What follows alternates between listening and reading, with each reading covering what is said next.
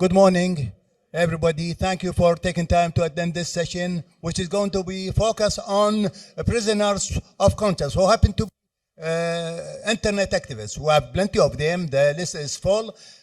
We can't mention even names across the region, in Saudi Arabia, in Egypt, in Syria, in Iraq, in Bahrain, in Saudi Arabia, and United Arab Emirates. And as I said, all the countries across the region using legislations to imprison internet activists just for their peaceful and legitimate human rights work.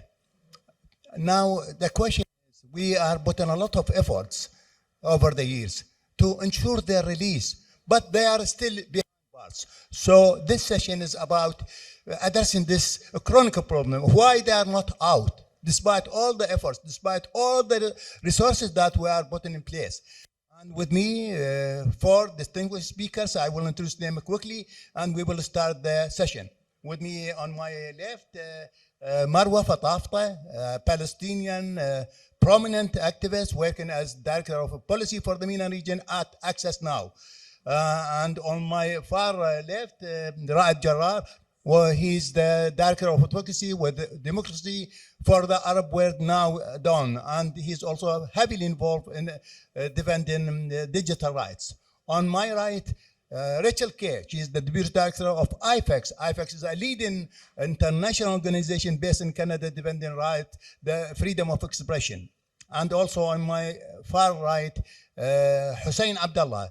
He's the founder and the director of Americans for Democracy and Human Rights in Bahrain. He is heavily involved in defending the rights of prisoners of conscience. All they have good experience, and we are going to listen to them. So I will start with Marwa. Marwa, why they are still in prison? What are the challenges, and what you think we should do? Is there any innovation that we could take in order to ensure their immediate release? Yes, Marwa, we listen to you.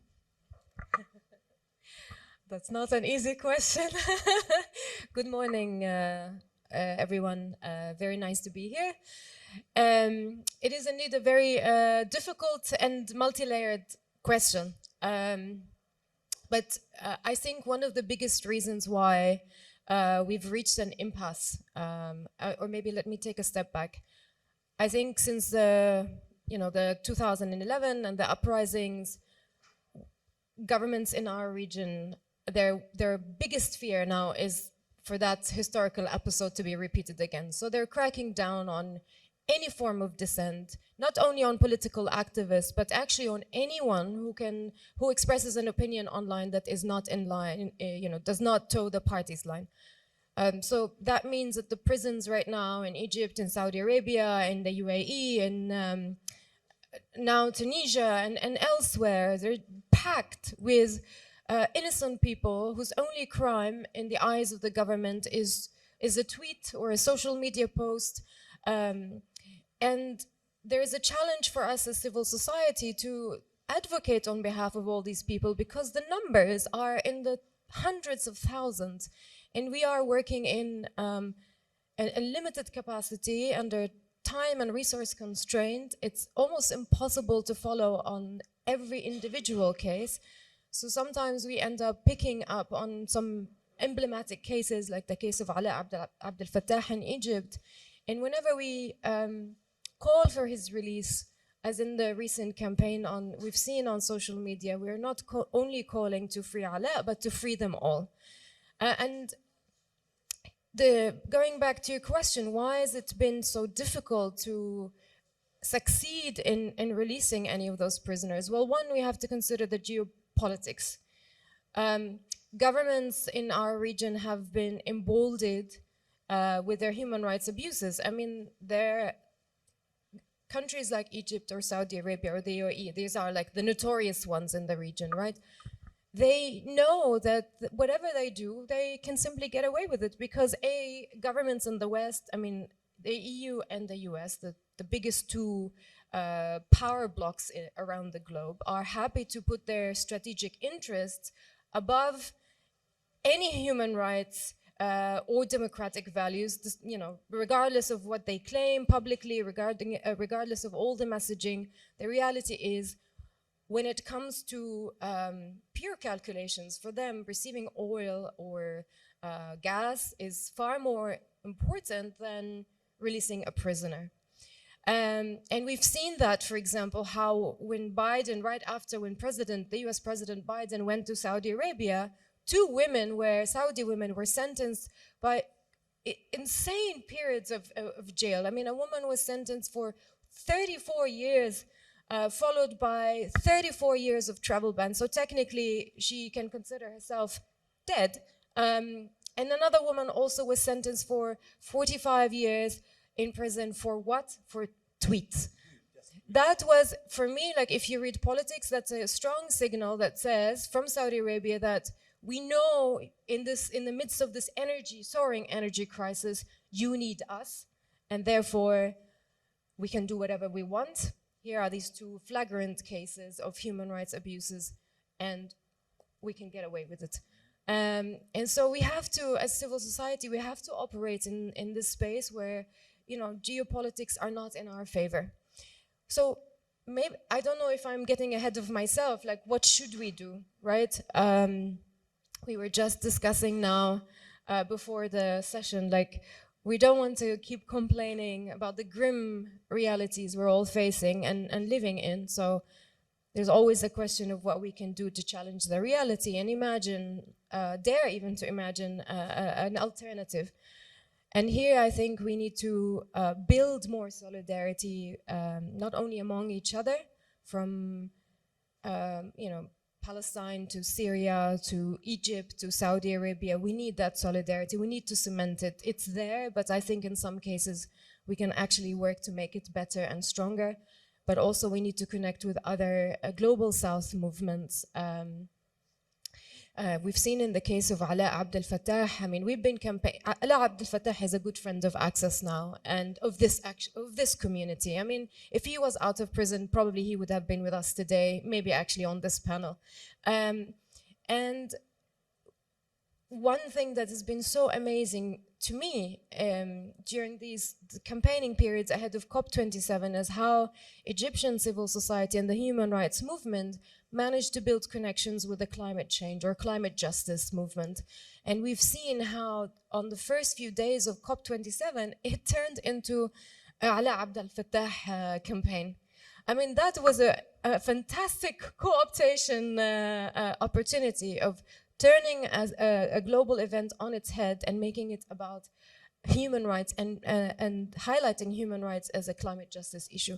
This is a perfect example that probably we can think about and build on for other political prisoners. Thank you a lot, Marwa. Thank you for mentioning the two cases of Salma al-Shihab and Noor al-Qahtani. They got heavy sentences in Saudi Arabia. And this is a new trend in the region that not only they are getting heavy sentences, the internet activists, but also they are keeping them in prison. And also you mentioned the unconditional support given by US and UK to oppressive governments in our region, probably one of the main reasons why our colleagues still in prison. Let me move to Husain. Husain, you are working on cases, chronic cases in Bahrain. So, and I know you are putting a lot of efforts, you organize many activities, but unfortunately, Abdullah al-Khawaja, Naji, Fitil, Dr. Abdul Jalising is there, still in prison. So what are the challenges? Do you have another way of approaching this chronic issue? Yes, Husain. Thank you, Khalid. To add on what Marwa said on solidarity and how can that be done? Of course, we're affected by foreign policy. Most of the activists in the Gulf, you'll see most activities, if you can imagine a map of the GCC countries, they'll be outside of their countries. They'll be working in Europe or in the United States or in some other semi-open Arab countries, more open than the Gulf. You won't see them inside their countries. And the reason for that, because there is not a red line, but there is a huge red circle surrounding the boundaries of the countries. You cannot basically criticize a government and sleep that night in your house. to that level. And I'm not talking about just Bahrain, I'm talking about Saudi, I'm talking about Kuwait, I'm talking about United Arab Emirates, and other GCC countries.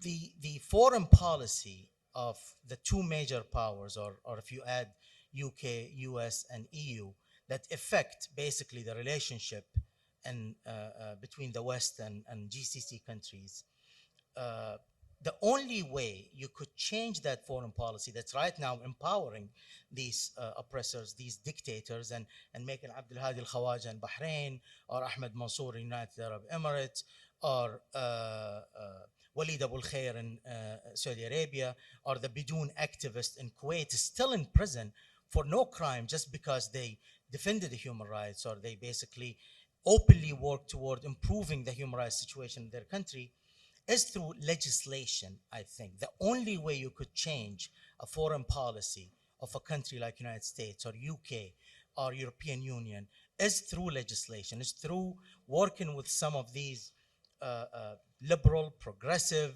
open-minded, not interest-driven member of Congress, member of Parliament, member of the European Parliament, to legislate something that has teeth.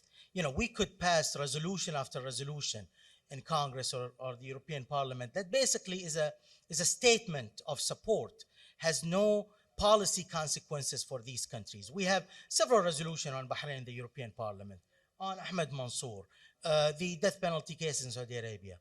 But what happened? At the beginning of the year, Saudi Arabia butchered 81 individuals without any serious consequences. But if there were legislation that enforces central governments in the West they're mandated to take action, that will change. And how solidarity come in effect here?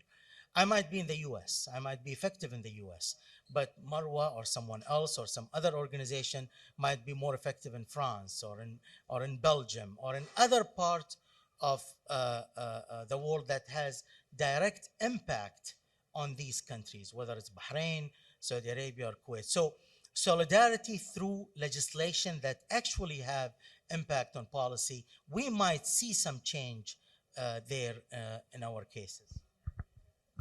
Thank you, Hussein, and I agree with you. More solidarity, more of sharing resources could help us to achieve our goals, and also to address this issue of this unconditional support given to oppressive governments in our region. Now we move to Rachael and IFEX. IFEX is an international network, well connected with a lot of institutions and governments that support human rights. So, Rachael, how you look at this issue, this chronic problem? What are the solutions? Yes, Rachael. Thank you, Khalid. And like Marwa, I think this is a big question you ask. And in thinking about, how we do things differently, how we find new approaches, it got me thinking about IFEX's engagement in the network and outside sectors that Marwa mentioned, like climate change, LGBTQI plus movement, to learn how organizations are doing this. I think we all recognize here in this room, in our work, that more and more usual tactics and approaches in advocating for human rights are not getting the traction required to make the change we seek. I think it became even more obvious in dealing with a pandemic, the rise in authoritarianism, attacks on civil society, fluctuating funding scenarios. We all know the list goes on. We really need to shift our approaches to become more effective in creating change, as well as adapting as organizations. And really the problem is this takes time and attention.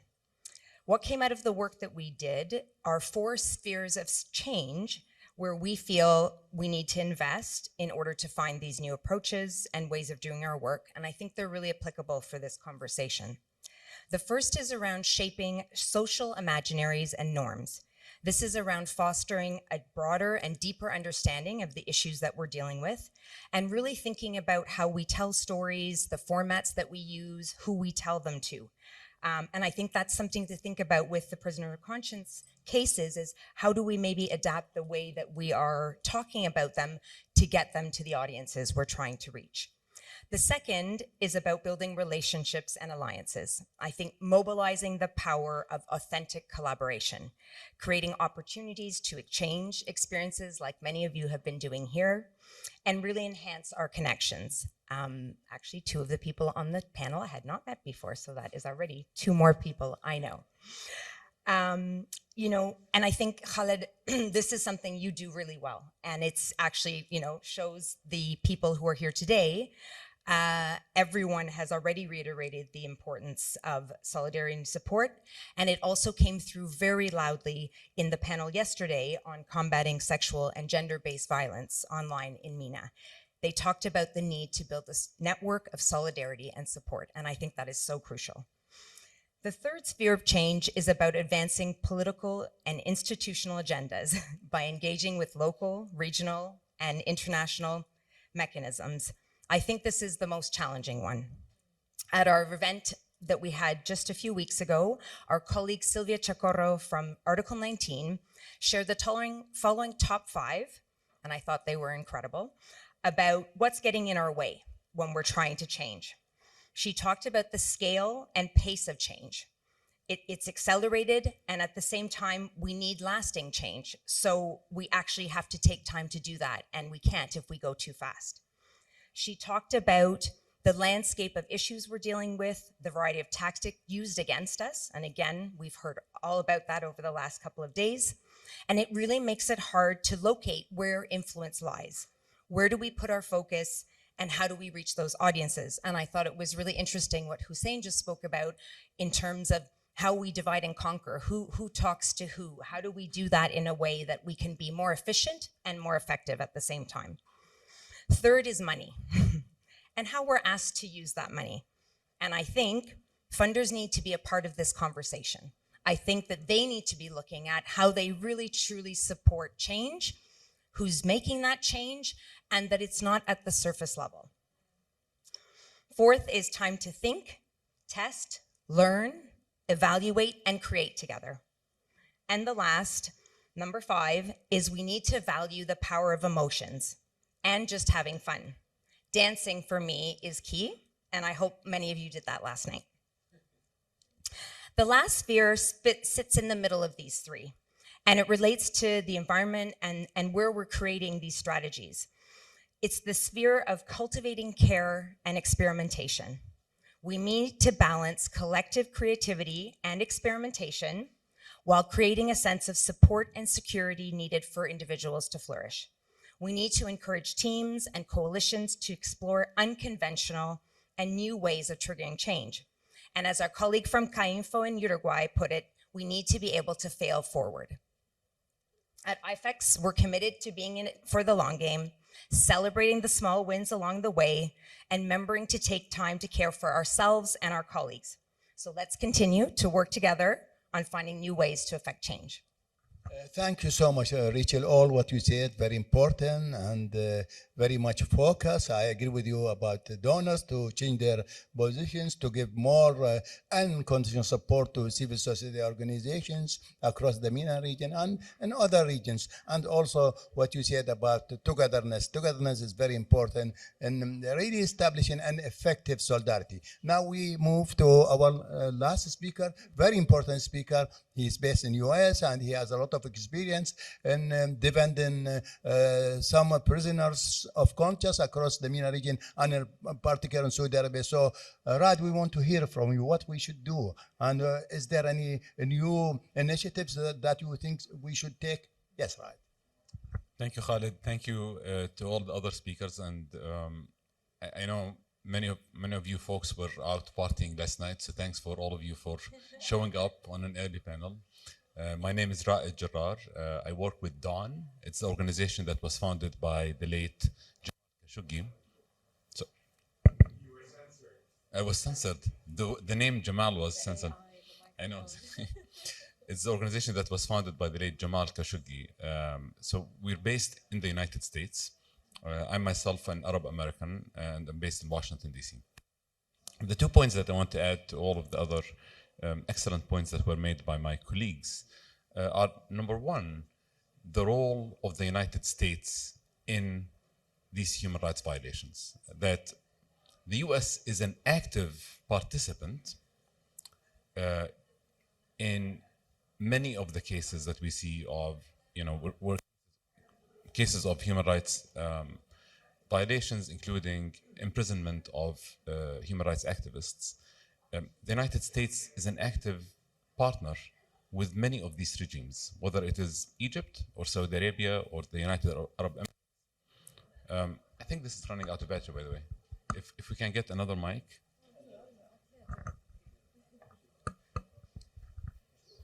Testing. So that my main point is that the United States government is a part of the problem.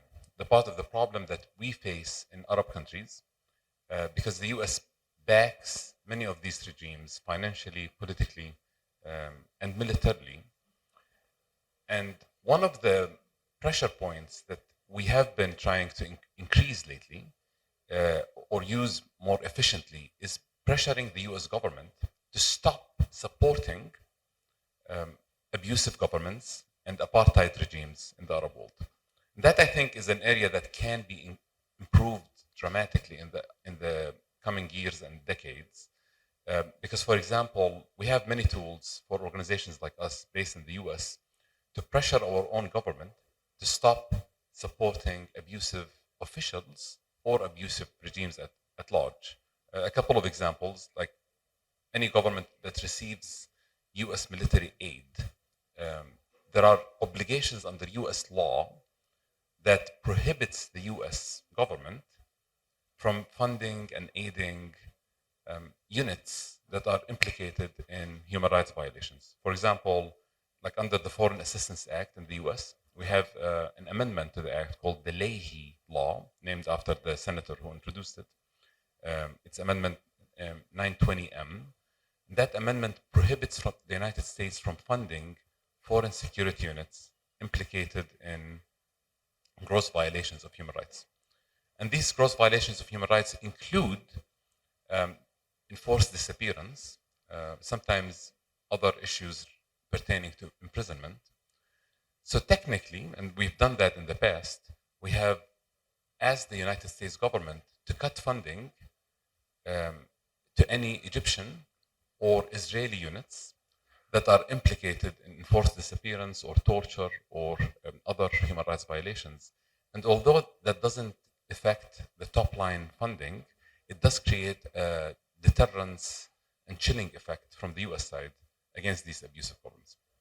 There are other laws in the US that have effect in addition to the Foreign Assistance Act that I mentioned, there is the Arms Export Control Act that has additional clauses for any countries that receive US weapons. We have smaller regulations, including the Magnitsky Act and imposing some sanctions on corrupt officials, and a newly developed tool that my organization is very involved in. It's called the Khashoggi, the Jamal Khashoggi ban, the Khashoggi ban, which applies to foreign government officials involved in extraterritorial harassment and threats against dissidents.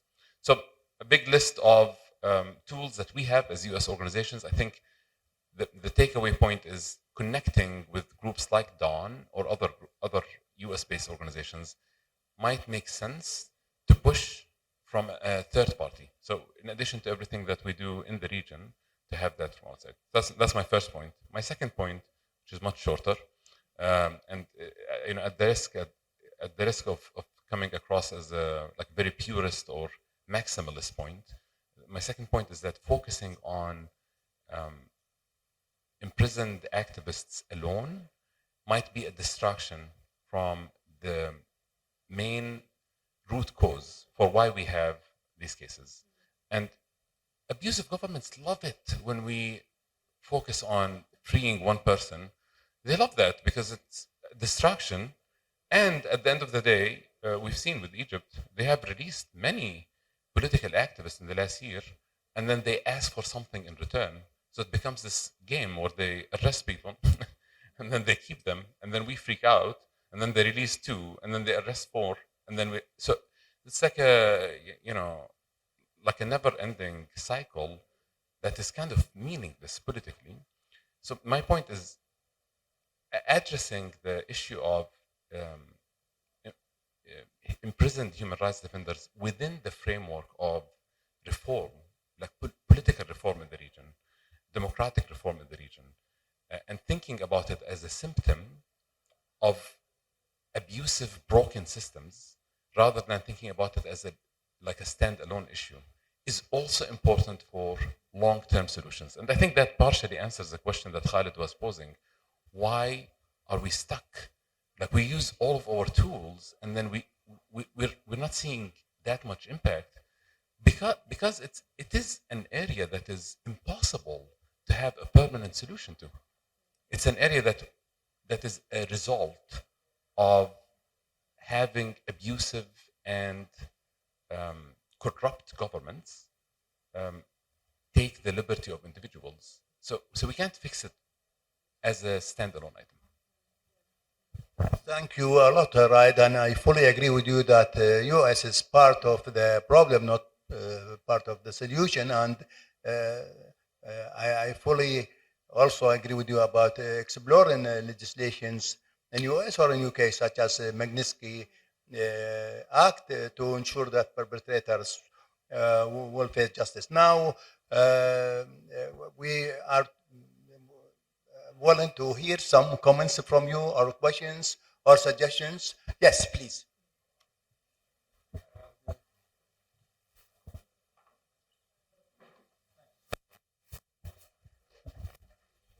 So this kind of ties together many of the comments that were made, but I want to get back to something that Marwa said, which is that they're always favoring their strategic interest. They're putting their strategic interest ahead of human rights and progress in the region. And I agree, but there's one thing that for some reason it's become impossible to get them to understand that it is actually their strategic interest to help us with this thing. I'm Syrian, and in the past, not now, I had several meetings with European diplomats about the Assad regime, and there was always a common theme that they want the devil they know. They won't take risks with us. So I don't know what we can do to change that, but yeah, I mean, I think obviously I don't want to say that we are the problem. It's definitely them. And there are a lot of tools that, as Raed mentioned, there are a lot of tools that they have that they're not implementing. But yeah, I'm wondering what can we do to increase the pressure and push forward with governments.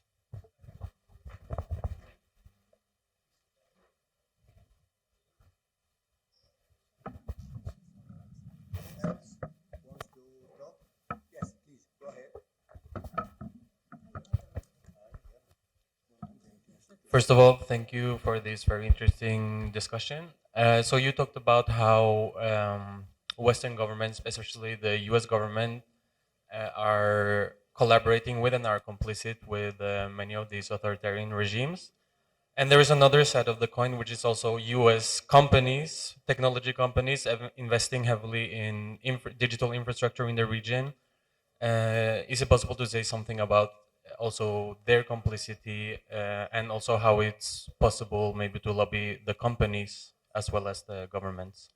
Thank you. Who else? Hamza, do you have anything? No. Is there any other? Yes, please go ahead. There in the back.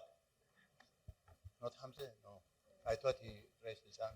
You have something? Okay. Yeah. Thank you so much for this interesting panel. So my question is, as you said, obviously, and it's been very obviously that Western countries are using the human rights violation as a card to threaten the authoritarian governments. So my question is, how do we want to play in the backyard of these government, and what we could do actually to bring it not to bring it up, but just to separate these politicize this. I can give you a strong example from Syria. So we work so hard to kind of separate the detainees and the forcibly displaced people from the political settlement, but it's still going and on and on, and so their life is wasted, by the way. Thank you. Hamza, yes?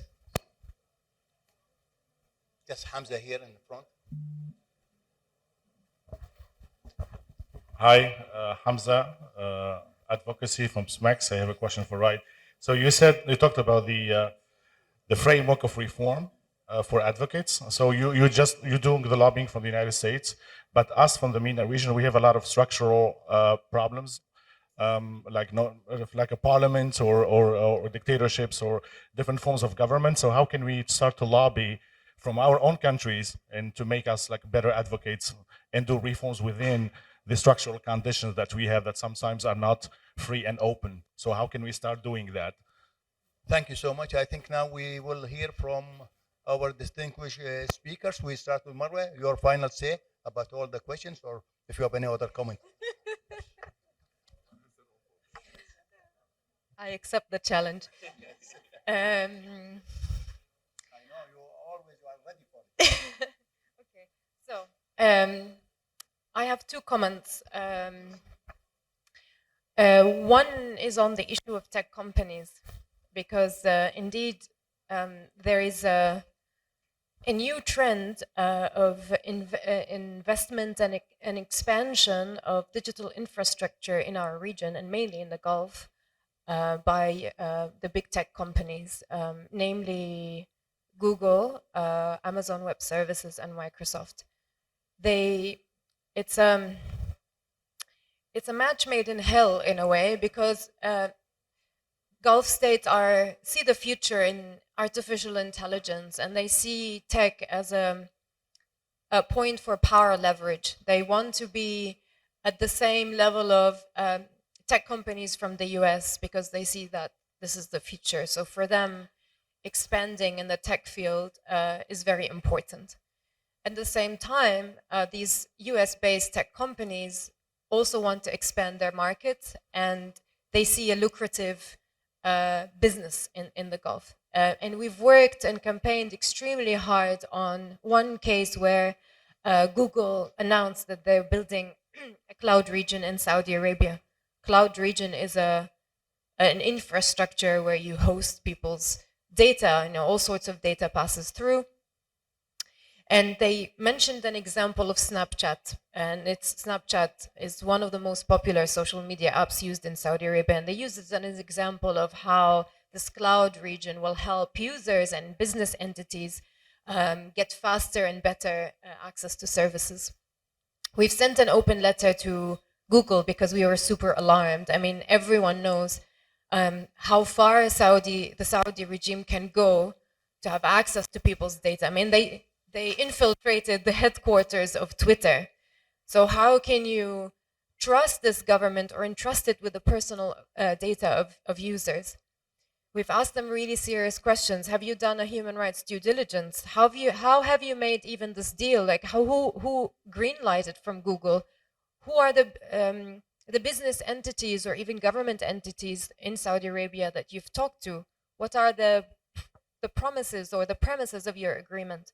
And we received really bullshit answers. They told us, yes, we did human rights due diligence, which makes you think, and that ended up with you saying Saudi Arabia is okay.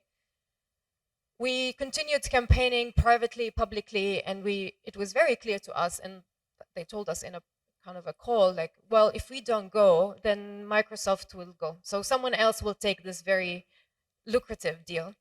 Long story short, we reverted to investors' advocacy. We talked to investors to say, you are investing in a company that is ready to build this cloud region with a dismal, like in a country with a dismal human rights record. And the results, they had, this year, they had their General Assembly where voters meet and vote on a number of resolutions. And there was a resolution tabled questioning this conduct, because it's not only Saudi Arabia. So, Israel is another country where they've signed also a multi-billion dollar agreement to build a national cloud center. And we were very impressed by what investors said. The majority of investors voted against these schemes, but because of the investor structure where executives' shares have higher voting powers, the resolution was vetoed. But then again, that gave us a glimpse of hope that we can still challenge these companies and their conduct. It's a different trajectory of advocacy, but we can utilize also these spaces. I know as activists, it's hard sometimes for us to speak to companies or to investors because, I mean, let's admit it, I'm not the biggest fan. It's not my best part of advocacy, but nevertheless, this is our ecosystem and we need to challenge them and meet them where they are. The second point I want to mention is sanctions. This is something I've been thinking about lately quite intensely, and think we are really underutilizing national human rights sanctions schemes. We have the Global Magnitsky in the US, there's one in the UK. The EU also has a human rights sanctions regime.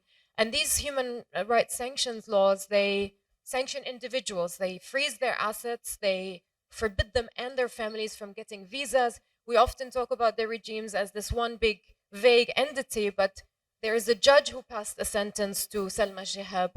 There's a judge who passed a sentence to Ala Abdel Fattah. There's a prison guard behind the door of Ala's prison. All these individuals who are complicit in torture, enforced disappearance, and committing all these crimes at the behest of the governments they work for. And maybe we should think about that level of accountability and utilize these human rights sanctions that come actually from the lack of ability to enforce accountability at international level. I mean, Magnitsky was a Russian lawyer who was sent to prison, tortured to death, because he was investigating on behalf of an American client, a US businessman, and found a big corruption scandal. So his client went to say, where can I find justice for this lawyer that died in prison because of me? I want to help him. He went to the International Court of Justice, he went to the ICC, he went to all sorts of regional and international courts. They told him, well, we can't take this case on, it's an individual case, etc. And went into jurisdictional litigation limitations, and he lobbied in the US to find this global Magnitsky Act, where there is a national mechanism where you can ensure there's a level of accountability and hold the perpetrators accountable for their crimes. So I think maybe we should also collectively think about how we can use these systems. Thank you, Marwa. Surely we will continue our challenge to all perpetrators. Husain, your final say, please. Quickly or shortly, I think Marwa done a great job on Magnitsky. Rachael talked about international mechanism. I know capacity is an issue. So you always want to find that mechanism that really can have consequences, again, policy consequences or some sanction consequences. So United Nations is full of different mechanisms, whether it's UPR, special procedure,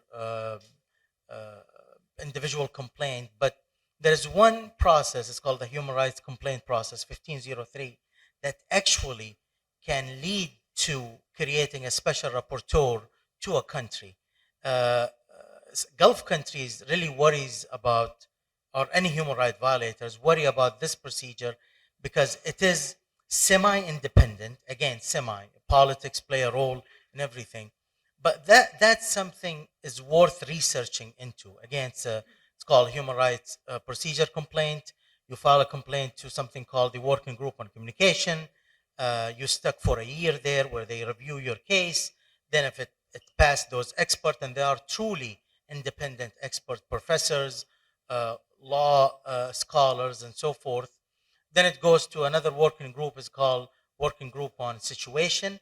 That's based on some countries. You do have good European bloc that is pro-human rights, and they usually come across positive on these cases. But of course, you might have some other countries that are, it's not the case. But then this goes to the full Human Rights Council, and there is open debate. And one of the consequences is to create a special rapporteur to a country, and that itself is extremely powerful. Thank you a lot, Hussein, and I fully agree with you. The fact that we don't have any local remedies, we should explore all the time the UN mechanisms and any other international mechanism. Now, Raed, we will listen to the final say. I'll make two quick points to build on a few of the answers. The first one is regarding the question of local advocacy. I think, like from a U.S. perspective, like there isn't that much that a U.S. organization like ours has to say to local Arab groups. Like, like أهل مكة أدرى بشعابها. Like there is no assumption there that U.S. organizations have some sort of secret knowledge for how to organize in Tunisia or in Lebanon. I think the idea is more about adding more tools to our toolbox. So how to regionalize an issue, how to internationalize an issue. Like reaching out to US or EU organizations is an important addition to the tools. Reaching out to like the UN Committee on the disappearance, enforced disappearance, like that's like an important tool to be added. Or in the cases of businesses, trying to use some of the UN guidelines on human rights and business, like just trying to get outside of this of the rules of the game that are created by the regime, to try to get other source of involved. Now, the point about sanctions is extremely important, and I would reiterate some of the points that were made earlier by me and by Marwa about how sanctions are underutilized. Like from the U.S. perspective, we're not talking about sanctions against entire countries like U.S. crimes against Iraq or Cuba. We are talking about very limited, very focused, targeted sanctions against individuals, and some of them have higher thresholds to push for, like Magnitsky Act. We have to file, 100-page submission and have conversations with the Treasury Department and the State Department because it includes freezing of assets. But other sanctions or actions have much lower thresholds, like the two that I'll mention now, and I hope some of you will have time to check out. Leahy law submissions with the State Department, the threshold is much lower. It is reason to believe. So if you have a reason to believe that there is an enforced disappearance committed by a unit funded by the United States, you can fill a form either through our organizations or directly with the State Department, and they will investigate that. The lowest threshold is the Khashoggi ban, which my organization is the chair of the Khashoggi ban working group. You can check it out on khashoggiban.org. The threshold is reason to suspect. Just you see some smoke, and that's enough to actually file for it. And it has no freezing of assets. It only has a ban on U.S. visas to abusive foreign officials. So I think there is a list of sanctions that are very underutilized that will send extremely strong political messages to these officials. The last point I want to say is that I like what Marwa said about making some of these individual actors famous. We're not talking about this huge regime that has no faces. The regime is made out of judges and troops and politicians. So my organization, Dawn, if you look at our website, it's dawnmina.org. We have a section for what we call culprits from the region, and we highlight individual abusive officials from the region, including, for example, the judge, the Saudi judge that you mentioned. We have a profile for his name, what he did, etc. The Israeli official who approves the NSO Pegasus sales to neighboring countries, his name, going after these officials one by one is also extremely important to create that accountability and chilling effect against these individuals. Even if we just put their information on a website, like this passive kind of advocacy, naming and shaming, actually works because these individuals operate perfectly in the with being anonymous in the darkness. But once you actually expose them and name them, then they start feeling the heat. Thank you a lot, Raed, and then I fully agree with you that we have to get out of the rules of the game and to have some innovative ways to ensure the release of all the prisoners of conscience and to reach our other goals. It's time to thank SMEC's team for their flexibility and for giving us the opportunity to be the voice of the voiceless. Thanks to our distinguished speakers, Husain, Rachael, Marwa, and Raed. Thank you all. Thank you.